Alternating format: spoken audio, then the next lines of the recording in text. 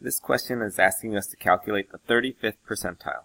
So we are trying to find what boundary will exceed 35% of the data points in this list. Or basically find a number where 35% of the data points fall below us. And so let's see, in this list we currently have 1, 2, 3, 4, 5, 6, 7, 8, 9, 10 values. And we want to find the 35th percentile.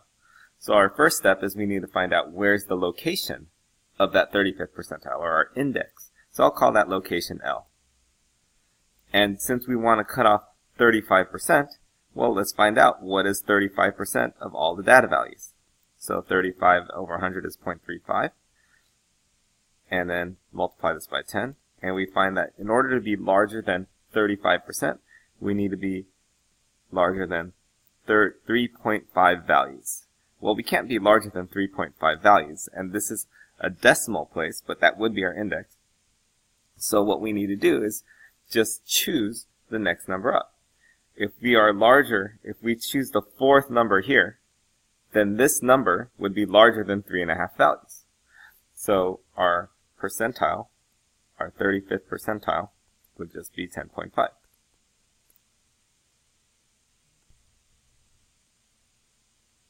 Let's do another example. This time, let's do one that says the 90th percentile.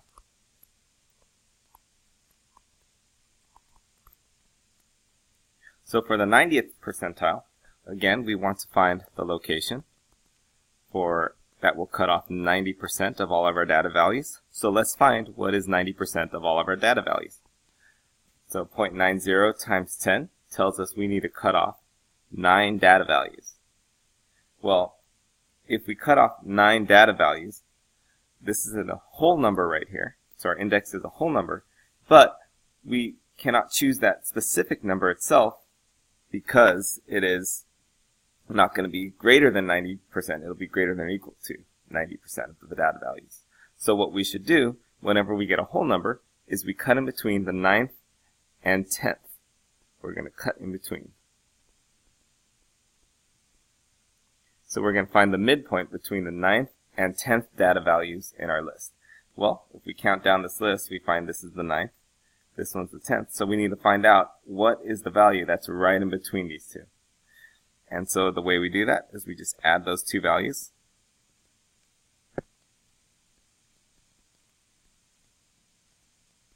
And then divide it by 2.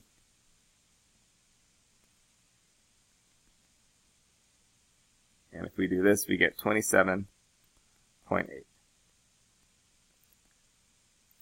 So our 90th percentile would be 27.8.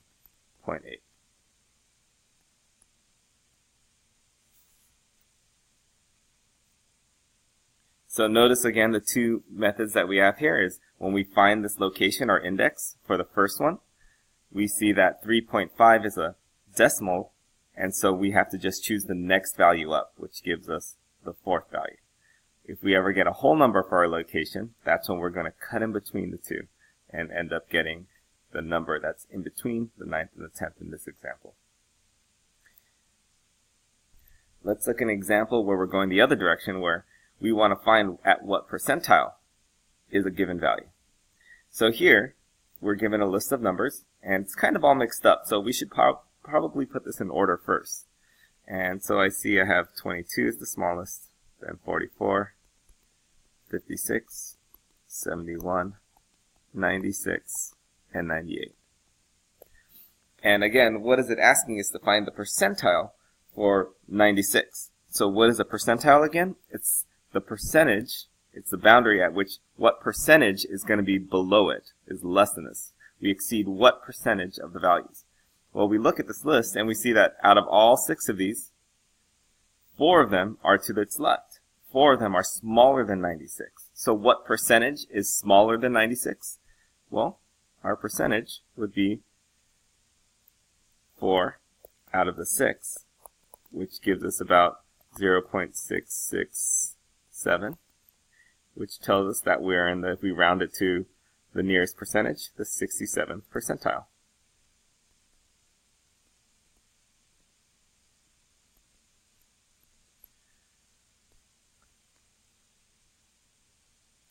So as you go through these questions, again, the formulas or how we calculate them are not the important thing. It's understanding what this value represents. If we're at the 67th percentile, as we see here, it means our value that we're looking at represents the boundary where 67% fall below it.